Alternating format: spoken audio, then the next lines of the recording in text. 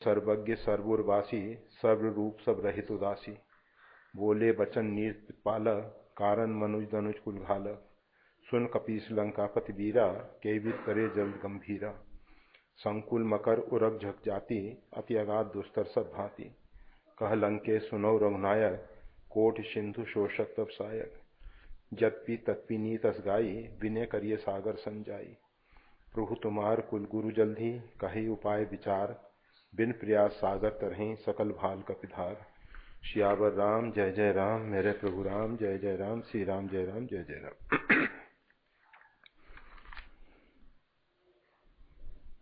रावण क्रोध अनल निज श्वास समीर प्रचंड। जरत विभीषण राख्यो दीनौ राज अखंड। जो संपत्ति शिवराव नहीं दीन दिए दसमात। सोई संपदा विभीषण नहीं सकुच दीन रघुनाथ। ये जीव जो है नाना प्रकार से जो हमारे अंदर के शत्रु हैं, दो प्रकार के शत्रु हैं, एक बाह्य और एक आंतरिक। जब घर में ही हमारे शत्रु हों तो वो ज्यादा खतरनाक होते हैं। बाहर के शत्रु जो हैं उनसे हम अपनी सुरक्षा कर सकते हैं घर में बंद होके, परंतु जो अंदर ही घुसे हुए हैं शत्रु उनसे बचना बहुत कठिन होता है, बहुत कठिन होता है। तो विभीषण जो हैं रावण की क्रोधाग्नि से जल रहे थे। उनके अंदर भयंकर ताप था, बहुत पीड़ा थी। उसमें कष्ट के समय जब लंबी श्वास चलती है तो वो जो क्रोधाग्नि है रावण की वो और अधिक प्रज्वलित होकर उनको जला रही थी। क्रोध एक ऐसा शत्रु है जो क्रोध करने वाले को भी जलाता है और जिस पे क्रोध किया जाता है उसको भी जलाता है। जैसे एक तप्त लोहे का गोला अग्नि में रखा हुआ है, किसी व्यक्ति ने क्रोध में आके उसको उठा के मारना चाहा तो सबसे पहले तो उसका हाथ जला, उसके बाद जिसके ऊपर उसका प्रहार हुआ उसको भी परेशानी हुई। तो क्रोध दोनों पक्षों को कष्ट देने वाला है। केवल ऐसा नहीं जिस पर क्रोध किया जा रहा है उसको ही परेशानी हो। क्रोध करने वाला व्यक्ति स्वयं अपने आप में परेशान होता है। देखा जाता है जब क्रोध आता है तो नेत्र लाल लाल हो जाते हैं, शरीर लाल हो जाता है, शरीर के अंदर इतना पित्त बढ़ जाता है, इतनी ऊष्मा गर्मी बढ़ जाती है कि जिसके कारण नेत्र के स्नायु, बारीक स्नायु जो हैं फट जाते हैं। क्रोध वैसे तो किसी भी वस्तु का दुरुपयोग हो तो वो हमारे लिए घातक है। कोई भी वस्तु हो, अमृत हो चाहे विष हो, अगर उसका दुरुपयोग होता है, प्रकृति ने जो भी बनाए हैं भले पोच सब विधि उपजाए, अच्छे बुरे परमात्मा ने ही बनाए हैं। ये दुर्गुण जो हैं इसलिए दुर्गुण हैं कि हम उनका सदुपयोग नहीं करना जानते। अगर हम इनका सदुपयोग करना जानते तो दुर्गुण नहीं रहते। काम क्रोध लोभ मोह मत्सर इत्यादि ये जो षड विकार कहे जाते हैं, विकार इसीलिए हो जाते हैं कि हम उनका सही उपयोग नहीं कर पा रहे हैं। तो विभीषण जी जो हैं रावण की क्रोधाग्नि से जल रहे थे। रावण को भी शांति नहीं, विभीषण को भी शांति नहीं। ऐसी स्थिति में जीव के लिए एकमात्र परमात्मा ही आश्रय है। अगर जीव परमात्मा का आश्रय ले लेता है, विनय पत्रिका में रावण को मोह का स्वरूप बताया गया और विभीषण को जीव का स्वरूप बताया गया है। तो जीव जो है अगर परमात्मा का आश्रय ले ले तो ये संसार के जितने भी ताप हैं, मोह के द्वारा उत्पन्न हुए ताप, पीड़ाएं, उन सब से रक्षा हो सकती है। भगवान श्री राम ने विभीषण को अपना आश्रय दिया, और केवल आश्रय ही नहीं दिया, दीनव राज अखंड। जो व्यक्ति अपने मन पे शासन कर सकता है, वो संपूर्ण सृष्टि का शासक हो सकता है। और जो व्यक्ति अपने मन को संयमित नहीं रख सकता, जिसका मन चंचल है, जिसका मन उसकी इच्छा के अनुरूप नहीं चलता, तो वो भले ही ऊपर से शासक हो, फिर भी वो गुलाम रहता है। और जिसने अपने मन पे विजय पाली है, तो वो भले ही ऊपर से सांसारिक व्यक्तियों की दृष्टि में शासक ना हो, शासनाध्यक्ष ना हो, फिर भी वो एक अपने आप में सम्राट है। तो भगवान की शरणागति का सबसे बड़ा लाभ जीव को ये मिलता है, उसके अंदर बोध। भगवान ददामि बुद्धि योगम तम, उसको बुद्धि योग प्रदान कर देते हैं। योग बुद्धि, बुद्धि योग भगवान की कृपा से मिलता है। एक ऐसी समझ मिलती है, अनहोनी होवे नहीं, होनी हो सो होए, तुलसी भरोसे राम के। जब राम जी के भरोसे हो जाता है जीव, तो निश्चय हो जाता है उसके मन में। बहुत सी बातें हम जानते हैं, परंतु जानकर भी हम परेशान हुआ करते हैं। ये अधिकांश लोग जानते हैं, जो होनहार है वो होके ही रहेगी, और जो नहीं होने वाला है वो नहीं होने वाला है। इसमें अपवाद स्वरूप श्री हनुमान जी महाराज अघटित घटित, जो नहीं होने वाला है उसको संभव कर देते हैं, असंभव को संभव, संभव को असंभव। ऐसी बिरदावली नहीं आन की, ऐसी हनुमान जी की बिरदावली है। तो भगवान के आश्रित रहने वाले तो अपने जीवन में जो हमारे लिए अमंगलकारी है, उन सब अमंगलों को दूर करके सम्यक प्रकार से मंगल कर सकते हैं, जो भगवान के आश्रित हैं। और भगवान तो स्वयं मंगल भवन अमंगलहारी है ही। तो विभीषण ने भगवान की शरणागति स्वीकार की, भगवान ने उनको अखंड राज प्रदान कर दिया। जो संपत्ति से रावण नहीं, दीन दिए 10 मात। जो संपदा रावण ने उग्र 10,000 वर्ष तक कठोर तप करके पाया, ये जरा समझने जैसा है। हिरण्याकशिपु ने 36,000 वर्ष तक तपस्या की, और उसने कहा कि हम अमर हो जाएं। ब्रह्मा जी ने कहा ऐसा नहीं हो सकता, जिसका जन्म है उसकी मृत्यु अवश्यम भावी है। उसने दूसरे वरदान मांगे। इसी प्रकार रावण ने कहा कि हम काहू के मरे ही ना मारे, हम किसी के मारने से ना मरे। ब्रह्मा जी ने कहा ऐसा नहीं हो सकता, मृत्यु कोई ना कोई तो कारण बनाएगी, कोई ना कोई कारण बनाएगी, और जन्म है तो मृत्यु तो होगी ही। तो फिर रावण ने बानर मनुज जात द्विबारे, मनुष्य और बानरों के अतिरिक्त हम किसी अन्य के द्वारा ना मारे जाएं। तो ब्रह्मा जी ने कहा चलो रावण मरण मनुज कर जांचा। रावण ने अपनी मृत्यु मनुष्य के हाथ मांग ली। तो भगवान की ऐसी लीला है। रावण ने 10,000 वर्ष तक कठोर तपस्या की, उसमें 9 मस्तक भगवान शंकर को समर्पित कर दिए गए। उसका परिणाम तो ये आया, एक एक के कोटिन पाए, एक एक के करोड़ों मस्तक उसको प्राप्त हो गए, परंतु उन मस्तकों से लाभ क्या मिला? केवल अशांति मिली, केवल अशांति मिली। रावण के सिर कटते जाते थे और उनसे रावण विकल हो गया। छूट जाए तब ध्यान, और भगवती सीता जी का ध्यान भी छूट गया। तो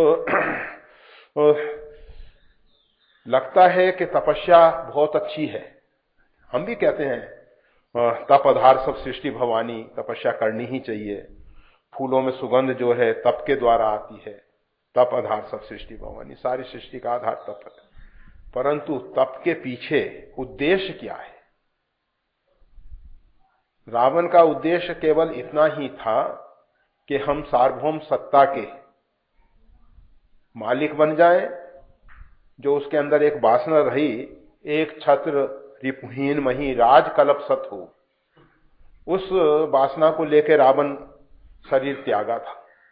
तो इस जन्म में भी जो हमारे पूर्व जन्म में वासनाएं रह जाती हैं, उसके कारण हमको ये शरीर मिलता है। वर्तमान में हमारी जो वासनाएं हैं वो आगे के जन्म के लिए कारण बन जाती हैं। तो इसीलिए हमारे यहां कहा जाता है कि सदैव शिव संकल्प करें, पवित्र संकल्प करें, अशुभ संकल्प ना करें, किसी का अहित अमंगल के विषय में चिंतन ना करें। जो भी चिंतन हो, या तो परमात्मा का चिंतन हो या परमात्मा का नाम सुमरन हो, बस दो ही, भगवत नाम और भगवत चरित्र, भगवान की लीलाएं, इनका चिंतन अगर हम करते रहते हैं तो निश्चित है कि ये लोक भी सुधर जाता है और आगे का भविष्य भी सुधर जाता है। तो बताया जा रहा है कि रावण ने जो उग्र कठोर तप करके जो संपदा प्राप्त की थी, वो संपदा भगवान श्री राम ने संकुचित हृदय से विभीषण को प्रदान की। उनके मन में बड़ा संकोच हो रहा है कि रावण का जो राज है वो दूषित राज है, लंका निश्चर निकल निवास, राक्षसों का राज है और इसमें राक्षस निवास करते हैं। ऐसा राज विभीषण को दिया जा रहा है। भगवान को इसमें संकोच है। भक्तों को तो भक्तों का साम्राज्य दिया जाए, भक्तों का सानिध्य मिले, उसमें उनको आनंद होगा। उनको दुष्टों के बीच में रख दिया जाए, उसमें उनको आनंद नहीं आ सकता। फिर भगवान ने ऐसा क्यों किया? भगवान चाहते तो लंका जैसा समृद्ध कोई दूसरा राष्ट्र तैयार करके विभीषण को दिया जा सकता था, परंतु भगवान ने ऐसा नहीं किया। भगवान ने लंका का ही राज दिया। उसके पीछे अनेक कारण हो सकते हैं। एक कारण उसमें यह भी है कि विभीषण के मन में जो विचार आया था,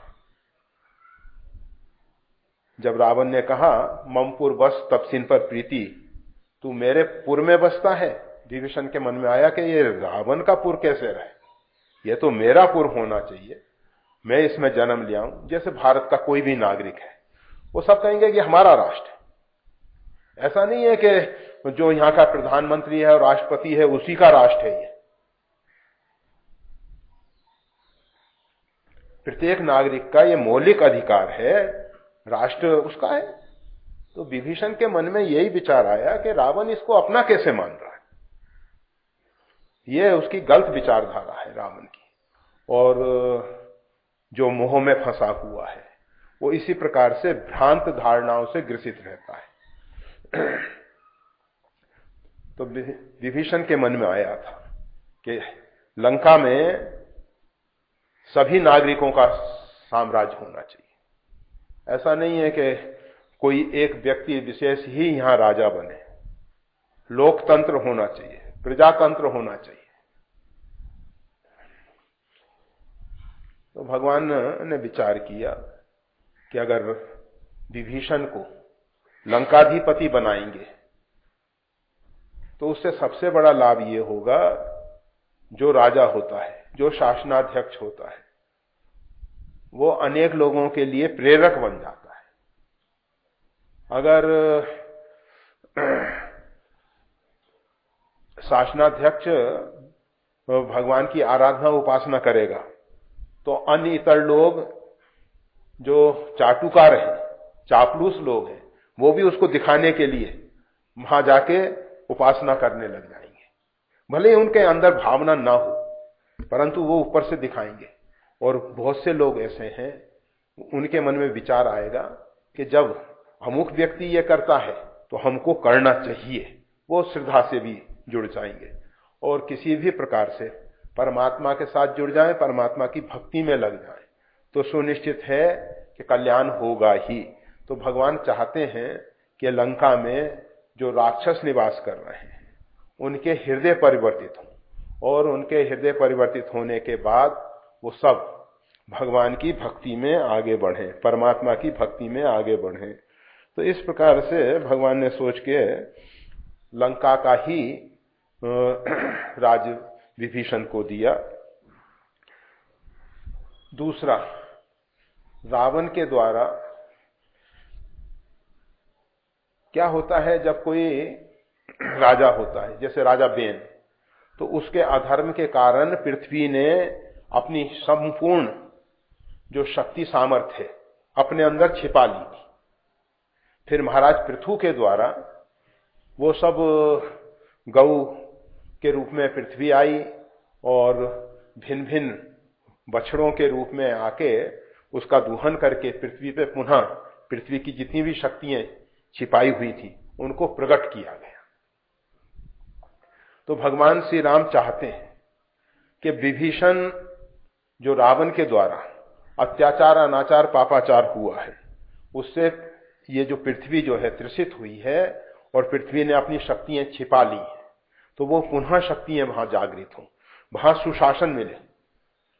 आप देखेंगे मथुरा में लवणासुर शासन करता था, भगवान श्री राम ने शत्रुघ्न जी के द्वारा उसका वध करवाया और शत्रुघ्न जी को आदेश दिया गया कि आप वहां रह के वहां की व्यवस्थाओं को सुधार रहे, क्योंकि लवणासुर ने जो बहुत लंबे समय से शासन किया है उसके कारण वहां की पृथ्वी जो है बहुत त्रसित हुई है और पृथ्वी ने अपनी संपूर्ण शक्तियों को छिपा लिया है।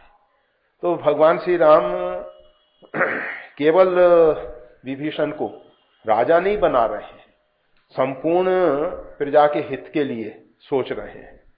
तो भगवान श्री राम को मन में संकोच हो रहा था कि विभीषण को लंका का राज दे रहा हूं, लंका का राज तो राक्षसों का है। आप जानते हैं जब पांडवों को खांडवप्रस्थ दिया गया तो भगवान के सहयोग से वो इंद्रप्रस्थ बन गया। इसी प्रकार से भगवान चाहते हैं कि जो लंका है, वो अपने आगे के भंडारे देखने जा रहा होगा, कहां रोक लिया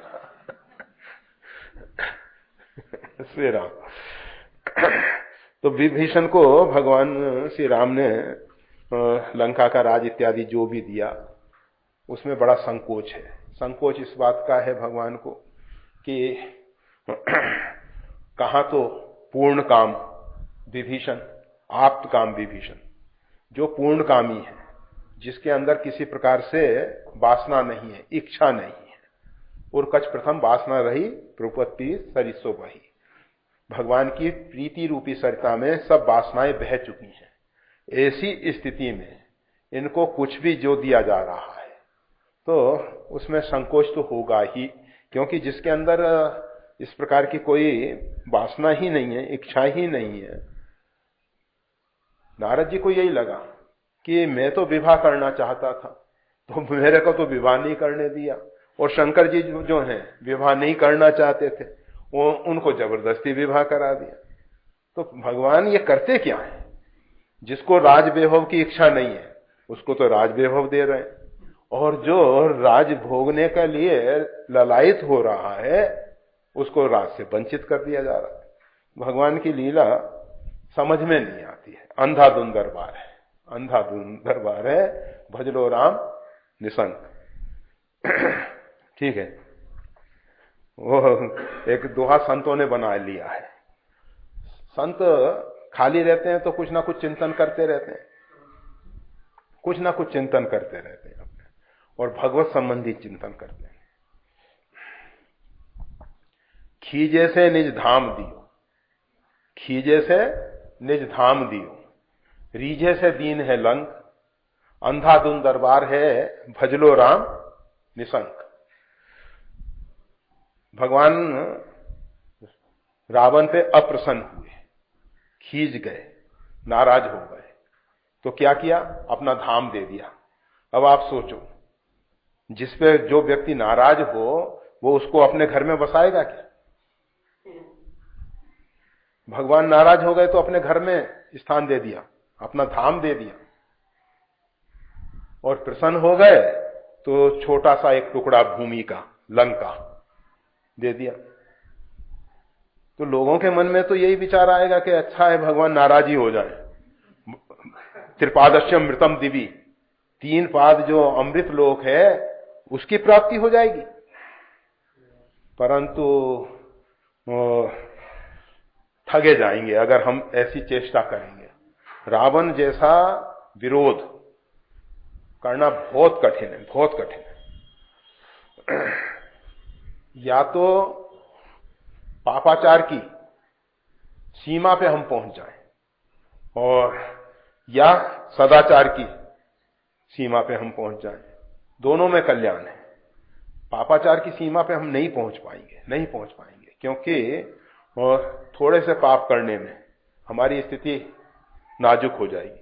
अगर कोई व्यक्ति, जैसे एक नियम ले ले कि हम केवल असत भाषण करेंगे, संभव नहीं है। आपसे कोई ने पूछा कि भोजन कर लिया, आपको तो असत भाषण करना।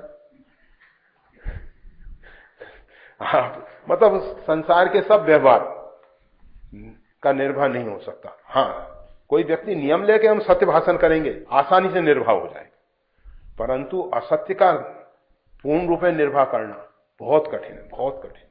इसी प्रकार से पापाचारमय जीवन बहुत कठिन है। लगता तो है कि पाप करना सरल है, परंतु उसकी पराकाष्ठा पे पहुंचना बहुत कठिन होता है, बहुत कठिन होता है।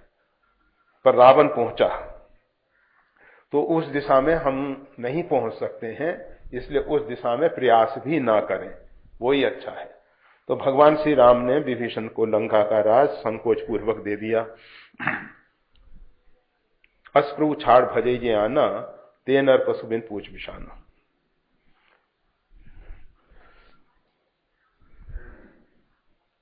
गोस्वामी तुलसीदास जी कह रहे हैं, भगवान शिव कह रहे हैं, याज्ञवल्क्य जी कह रहे हैं कि ऐसे प्रभु को छोड़ के जो व्यक्ति भगवान श्री राम के अतिरिक्त किसी दूसरे का भजन करते हैं, अस्प्रभु छाड़ मतलब भगवान को छोड़ के अन्य किसी का आश्रय लेते हैं, भजन करते हैं, उसको भजते हैं, तो वो व्यक्ति कैसा है? तेनर पशु बिन पूछ बिछाना, पूंछ और सींग से रहित पशु है। पूंछ और सींग ये दोनों पशु की शोभा है। अगर पशु के सींग और पूंछ हटा दी जाए ना, वैसे दोनों उपयोगी नहीं है, ऐसा नहीं है प्रकृति ने निरर्थक पूंछ बना दी है लंबी चौड़ी। कहते हैं जिस गाय की पूंछ लंबी होती है वो गाय अच्छी मानी जाती है। तो वो गाय की जो पूंछ है उससे वो पूरा मक्खी उड़ाती रहती है। एक बार लगा कि भगवान चाहते तो गाय की चमड़ी को ऐसा बना देते कि ये मक्खी इत्यादि, मच्छर इत्यादि का कोई असर ही ना हो। प्रकृति क्या नहीं कर सकती है, ऐसी चमड़ी बनाई जा सकती थी कि जिससे मक्खी और मच्छर का असर ना हो, परंतु ऐसा नहीं किया। मक्खी मच्छर लगती है तो वो पूंछ चलाती रहती है, पूंछ, और पूंछ जो है मेरुदंड से जुड़ी हुई, उसका जो मेरुदंड है उससे जुड़ी हुई होती है। और जब मेरुदंड पे ये पूंछ के द्वारा ऊर्जा काम करती है तो पूरे शरीर का व्यायाम हो जाता है, पूरे शरीर का। ये महात्मा क्या करते हैं शीतकाल में, ठंडी में हमारे त्यागी महापुरुष जो हैं पीठ पे धूनी की तरफ पीठ करके लेट जाते हैं, और वो मेरुदंड पे थोड़ी भी ऊष्मा पूरे शरीर को ऊष्मा प्रदान करती है। वैसे तो भानुपीठ से ये उरागी होना तो ये चाहिए कि अग्नि को सामने से सेवन किया जाए और सूर्य को पीठ से सेवन करने के पीछे भी वही कारण है कि मेरुदंड हमारा जो है उसमें जो सूर्य की किरणों के द्वारा और ऊर्जा प्राप्त होगी तो उससे पूरे शरीर को लाभ मिलेगा, पूरे शरीर को। तो ये प्रकृति ने बहुत अच्छी व्यवस्था दे रखी है। परंतु जो व्यक्ति भगवान को छोड़ के अन्य को भज रहे हैं तो वो किस प्रकार के हैं? तो कहते हैं कि बिना पूंछ और सींग के पशु जैसे हैं, बिना पूंछ और सींग के पशु जैसे हैं। ऊपर से आकृति उनकी दिखने में भी अच्छी नहीं है, भले ही संसार के लोग तो अपने अपने ढंग से सौंदर्य की परिभाषाएं कर ली है। वैसे गोस्वामी तुलसीदास जी संत और भक्त, सोई पावन सोई सुभग शरीर, जो तन पाए भजिए रघुवीरा, जो शरीर के द्वारा भगवान का भजन होता है, जिस शरीर से भगवान का भजन होता है वही सुभग अर्थात सुंदर है। सौंदर्य की परिभाषा भगवान के भजन से है। गोस्वामी तुलसीदास जी, बंदों तिनके चरण सुहाए, अधम शरीर राम जिन पाए, कपिपति रीस निशाचर राजा, अंगद आदि की समाजा। बंदों तिनके चरण सुहाए, ये जो कपिपति, सुग्रीव, अंगद और भी जितने वानर समूह हैं और भालू इत्यादि हैं, उनके चरणों की वंदना कर रहे हैं। बंदों तिनके चरण सुहाए, उनके चरण बहुत सुंदर हैं। गोस्वामी तुलसीदास जी कह रहे हैं कि बंदर और भालुओं के चरण बहुत सुंदर हैं। किसी ने कहा कि बंदर और भालुओं के चरण कैसे सुंदर होंगे? तो कहा अधम शरीर राम जिन पाए, अधम शरीर होते हुए भी भगवान श्री राम को पा गए, इसलिए उनके चरण सुंदर हैं। अगर हमारे चरण मंदिर में जाते हैं, हमारे चरण संतों के नजदीक जाते हैं, हमारे चरण परमार्थ के पथ पे आगे बढ़ते हैं, तो हमारे चरण सुंदर हैं। और अगर हमारे चरण मधुशाला की ओर जाते हैं, अन्य अन्य गलत रास्तों पे चलते हैं, तो हमारे कितने ही सुकोमल चरण हो, कितने ही सुंदर चरण हो, परंतु संतों की दृष्टि में बेकार है, वो बेकार। तो अस्प्रभु छाड़ भजे ज्ञाना, ऐसे भगवान को छोड़ के जो अन्य का भजन कर रहे हैं, ते नर पशुबिन पूछ निशाना। भगवान ने उनको उत्तम मानव शरीर दिया और मानव शरीर से एक ही अपेक्षा थी कि ये विवेक और बुद्धि का सदुपयोग करते हुए परमार्थ पथ में आगे बढ़ेंगे।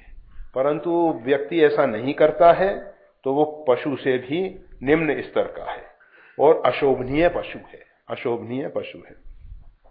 निर्जन जानता ही अपनावा, प्रभु सुहाव कपि कुल मन भावा। भगवान ने उनको अपना दास समझ के अपना लिया। निर्जन अपना दास समझ के, विभीषण को अपना दास समझ के, खास निजी सेवक समझ के अपना लिया। प्रभु स्वभाव कपि कुल मन भावा। भगवान के स्वभाव को देख के वानर समूह जो है बहुत अधिक मन में प्रसन्न हो गए। उनको बहुत अच्छा लगा कि देखो भगवान का स्वभाव कैसा है। जो राक्षस, जिसके भाई ने उनकी भार्या का अपहरण कर रखा है, उसको भी स्वीकार कर लेते। मतलब इतना बड़ा अपराधी, किसी के साथ ऐसी दुर्घटना घट जाए कि उसकी पत्नी को कोई दूसरा व्यक्ति ले जाए और वो व्यक्ति उस व्यक्ति की तरफ देखना नहीं चाहेगा और उसके परिवार वालों को भी तरफ नहीं देखना चाहेगा। परंतु भगवान ऐसे हैं कि अपने आश्रितों के और आश्रितों के परिवार के प्रति भी कभी भी इस प्रकार के दोष दुर्गुण नहीं देखते हैं। भगवान तो विभीषण के अंदर जितने सद्गुण हैं वो ही देख रहे हैं कि इनके अंदर कितनी कार्पण्यता है, कितनी इनमें नम्रता है, निष्कपट भाव से, निश्चल भाव से अपने हृदय की बात इन्होंने स्पष्ट कर दी कि और कुछ प्रथम वासना रही, आदि आदि जो कुछ भी है, इनमें जो कुछ है सद्गुण है, केवल भगवान ने वही देखा। तो ऐसा भगवान के स्वभाव को देख के कपिकुल को बहुत अच्छा लगा। अब यह विभीषण की शरणागति यहां पूरी हो गई। विभीषण की शरणागति पूरी होने के बाद अब प्रसंग बदल रहा है। पुनि सर्वज्ञ सर्व उर्वासी सर्व रूप सब रहित उदासी।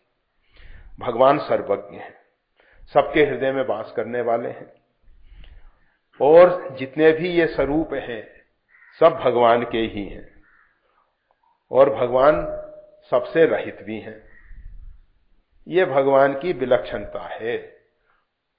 सब स्वरूप भगवान के हैं और भगवान सबसे रहित भी हैं। अब इसको इस प्रकार से अगर देखें कि परमात्मा के संकल्प में सृष्टि है, तो संकल्प जो है संकल्पी से भिन्न नहीं है। संकल्प जो है, जो संकल्प करने वाला है उसी का स्वरूप होता है। आप लोग जैसे स्वप्न देखते हैं तो स्वप्न का दृष्टा ही दृश्य बन जाता है। दृश्य कहीं बाहर से नहीं आता है। दृष्टा जो है अपने संकल्प के द्वारा वह स्वप्न की रचना कर लेता है। तो ये स्वप्न जो है स्वप्न का दृष्टा का ही खेल है, और फिर भी दृष्टा जो है स्वप्न में होते हुए भी स्वप्न से अलग है। इसी प्रकार से सर्व रूप हैं, सब रहित उदासी, और सबसे रहित भी हैं और उदासी हैं। उदासी शब्द का अर्थ होता है उत आसीन। उदासीन अर्थात ऊपर बैठना, ऊंचे बैठना। जैसे हम गंगा जी से यहां तट पे ऊंचाई पे बैठे हुए हैं, तो गंगा जी का प्रभाव बह रहा है, सब कुछ देखते हुए भी हम उससे लिप्त नहीं होते। इसी प्रकार से व्यक्ति जब संसार से उदासीन हो जाता है तो संसार से ऊंची स्थिति में बैठ जाता है। उदासीन का अर्थ लोग अपने अपने ढंग से कर लेते हैं, परंतु वास्तविक अर्थ जो है वो यही है, उत आसीन, ऊंचे बैठ जाना। संसार से उदासीन हो गए अर्थात संसार से ऊपर बैठ गए। संसार में क्या हो रहा है दृष्टा के रूप में हम देखते जरूर हैं, परंतु उसमें लिप्त नहीं होते, उसके साथ हम बहते नहीं हैं। अगर हम संसार की गतिविधियों के साथ बह रहे हैं तो अब हम उदासी नहीं है, और अगर हम संसार की गतिविधियों से ऊपर उठ के केवल तटस्थ भाव से, तटस्थ शब्द ही तट के कारण तट पे जो स्थित है, तटस्थ, कूटस्थ, कूट के समान जो स्थित है। कूट कहते हैं जिसपे लोहे के एक होते हैं कूट, उसके ऊपर दूसरे औजार वगैरह बनाए जाते हैं, तो लुहार उसको उपयोग में लेते हैं, कूट। तो ये दो शब्द वेदांत में बहुत प्रयोग होते हैं, कूटस्थ, तटस्थ। तो कूटस्थ का अर्थ होता है जिस प्रकार से उस कूट के ऊपर कुछ भी औजार बनाते रहो, कुछ भी करते रहो, घड़ते रहो, परंतु वो अपने स्वरूप में स्थित रहता है, उस पर उसका कोई असर नहीं होता। इसी प्रकार से तटस्थ, तट पे जो खड़े हुए वृक्ष इत्यादि हैं, उनके सामने से जल का प्रवाह बह रहा है, परंतु वो उसमें लिप्त नहीं होते। तो इसी प्रकार से उदासीन, उदासीन वह व्यक्ति है जो संसार की सब गतिविधियों को देख रहा है, उसके साथ बहता नहीं है, उसमें लिपायमान नहीं होता है, और अपने आप को अपने स्वरूप में स्थित रखता है। उसमें गंदा पानी बहे चाहे निर्मल जल हो, दोनों से वो प्रभावित नहीं होता है। सरिता में कैसा ही जल बह रहा है उससे वो प्रभावित नहीं हो रहा। संसार में अच्छे और बुरे लोग जो भी कर्म कर रहे हैं उनसे वो लिपायमान नहीं हो रहा है। तो सब रूप सब रहित उदासी। परमात्मा इस प्रकार से संसार में विभु रूप में व्यापक हैं, वो सर्वज्ञ हैं और सबके हृदय में निवास भी करते हैं, और वो सर्वरूप भी हैं। परमात्मा के विषय में समझ लेना चाहिए, इस सृष्टि का निमित्त उपादान कारण परमात्मा है। दो कारण कहे जाते हैं, जैसे स्वर्ण के आभूषण बनाने के लिए स्वर्ण जो है उसमें उपादान कारण है, और जो स्वर्णकार है, सोने को गलाने का जो पात्र है, स्वर्ण को पकड़ने इत्यादि के लिए जो चिमटी इत्यादि है, औजार, वो सब निमित्त कारण है। आभूषण के बनने में निमित्त और उपादान कारण दोनों काम में आते हैं। और ये जो सृष्टि है, इसका उपादान कारण भी परमात्मा है, निमित्त कारण भी परमात्मा है। सृष्टि जो है और कुछ नहीं है, विश्व रूप रघुवंश मणि करहु बचन विश्वास। ये विश्व जो है परमात्मा का ही स्वरूप है। इसमें जैसे सोने के आभूषणों में स्वर्ण ही है, इसी प्रकार से सृष्टि का उपादान कारण परमात्मा है, तो सृष्टि के रूप में भी परमात्मा ही है। तो इसीलिए कहा जा रहा है सर्वरूप है वो, पुनि सर्वज्ञ। अब ऐसे जो भगवान के ये सब विशेषण देके अब बता रहे हैं कि भगवान जो हैं विभीषण को अपनी शरण में ले लिए। इसके बाद बोले वचन, नीति प्रतिपालक, नीति का प्रतिपालन करने वाले भगवान श्री राम बोले। भगवान जो हैं कारण मनुज धनुज कुल घालक, वो दोनों के, मनुज और धनुज दोनों के कारण हैं और धनुज कुल घालक भी हैं। भगवान दोनों के कारण है, सृष्टि के कारण है। सृष्टि कार्य है और परमात्मा उसमें कारण है। तो भगवान श्री राम जो हैं धनुज कुल को समाप्त करने वाले हैं। वो बोले, क्या बोले? सुन कपीस लंकापति वीरा के भी तरे जल्द गंभीरा। यहां पुनः विभीषण को लंकापति कहा गया, क्योंकि भगवान ने असकहित राम तिलक ही सारा। पहले जैसे इस प्रसंग में 3 बार लंकेश शब्द प्रयोग किया भगवान श्री राम ने। 2 बार पहले आ चुका है लंकेश और 1 बार पुनः आने वाला है, कह लंकेश सुनो रघुनायक। तो इस प्रसंग में 3 बार लंकेश शब्द आया है। और यहां भगवान लंकापति कह रहे हैं, हे लंका के स्वामी विभीषण। कपीश अर्थात सुग्रीव, और जो भी आपके प्रमुख वीर हैं, आप सब ये बताइए कि ये जो गंभीर समुद्र है, इसको कैसे पार किया जा सकता है। भगवान सर्वज्ञ है, भगवान सबके कारण है, भगवान सब कुछ करने में सर्वसमर्थ है, फिर भी लीला कर रहे हैं और वो अपने आश्रितों से विचार विमर्श कर रहे हैं। ये नहीं कि हम जो कहेंगे वो ही सही है। भगवान ने विभीषण, सुग्रीव सबसे पूछा कि भाई ये गंभीर समुद्र को कैसे पार किया जा सकता है।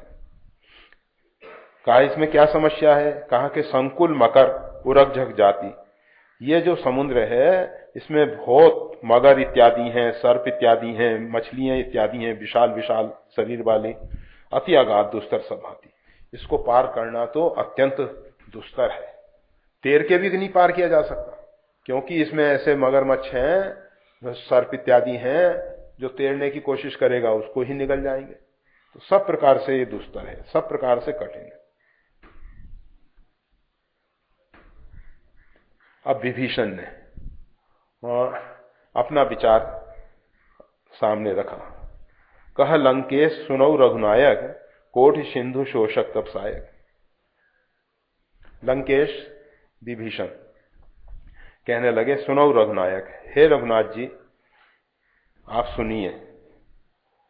कोटि सिंधु शोषक तब सायक, आपका जो बानर है श्री राम, आपका जो बाण है वो करोड़ों समुद्र को शोषण कर सकता है, परंतु आप पृथ्वी पे पृथ्वी की रक्षा के लिए अवतरित हुए हैं, ना कि पृथ्वी को नष्ट करने के लिए। इसमें जो जलचर इत्यादि हैं वो सब, जब आप जल का शोषण कर लेंगे या आपका बाण जल का शोषण कर लेगा, जल को सुखा देगा, तो वो सब बेचारे तड़प तड़प के मर जाएंगे। इसलिए जतपी तत्पी नीत असगाई, विनय करिए सागर संजाई। इसलिए आप ऐसा करें कि सागर के सन्मुख जाके प्रार्थना करें ऐसा नीति कहती है। नीति क्या कहती है? सामर्थ्यशाली व्यक्ति को, जिस व्यक्ति में इतनी सामर्थ्य है कि वो किसी को भी दंड दे सकता है, किसी को भी पुरस्कृत कर सकता है, उसके अंदर उतनी क्षमता है, फिर भी आगे वाले पक्ष को अवसर देना चाहिए। पहले सीधे सीधे बल का प्रयोग नहीं कर लेना चाहिए, पहले आप उसको अवसर दें, समुद्र से प्रार्थना करें, और अगर समुद्र प्रार्थना सुन के कार्य ना करे तब उसके बाद कोई कठोर कदम उठाया जाए। ये नहीं कि आप में सामर्थ्य है तो तुरंत समुद्र को पहले सुखा दें। इस प्रकार से विभीषण ने कहा, जत्पि तत्पि नीत असगाई, विनय करिए सागर संजाई। कहा क्यों विनय करनी चाहिए? तो कहते हैं, प्रभु तुम्हार कुल गुरु जल्दी, कहे उपाय विचार, बिन प्रयास सागर तरही सकल भाल कपदार। प्रभु ये समुद्र जो है आपके कुल में पूजनीय है। कुल गुरु, गुरु शब्द जो है बड़ों के लिए भी प्रयोग होता है। जितने भी बड़े लोग हैं, बुजुर्ग लोग हैं, बड़ील हैं, उन सब के लिए ये शब्द प्रयोग होता है। इसलिए प्रभु तुम्हार कुल गुरु, आपके कुल में सागर, राजा सागर जो हुए हैं और उनके वंशजों ने इस समुद्र का बहुत विस्तार किया है। इसलिए आप उस समुद्र के पास जाके प्रार्थना कीजिए और वो समुद्र आपके लिए उपाय विचार करके बता देगा। आप हम सब से जो विचार विमर्श कर रहे हैं, हम सब में तो इतनी क्षमता नहीं है कि हम इसको पार जाने के लिए रास्ता बता दें। हमें तो एक ही बात समझ में आती है, विभीषण कह रहे हैं कि हमें तो केवल एक बात समझ में आ रही है कि आप समुद्र के सामने प्रार्थना कीजिए और प्रभु ये समुद्र जो है आपका कुल गुरु है, आपके कुल में बुजुर्ग है, आपके पूर्वजों में समुद्र है, इसलिए आप उससे जब प्रार्थना करेंगे तो वो आपकी प्रार्थना सुन के उपाय सोच समझ के बता देगा और बिना प्रयास के, बिना किसी परिश्रम के संपूर्ण बानर और भालुओं की सेना जो है पार हो जाएगी। इस प्रकार से विभीषण जी ने अपना विचार रखा। अब इसके बाद भगवान श्री राम क्या कहेंगे, क्या करेंगे, वो सब, और जो हमारे लक्ष्मण जी हैं वो अपना विचार रखेंगे, सब अपना अपना विचार रखेंगे। परंतु आज भगवान के प्रसाद की महिमा को देखते हुए महिमा महाप्रसाद की, तो भगवान के प्रसाद की महिमा बहुत अधिक है। समय हो रहा है प्रसाद पाने के लिए, आप सब तैयार हो जाओ। जय श्री राम।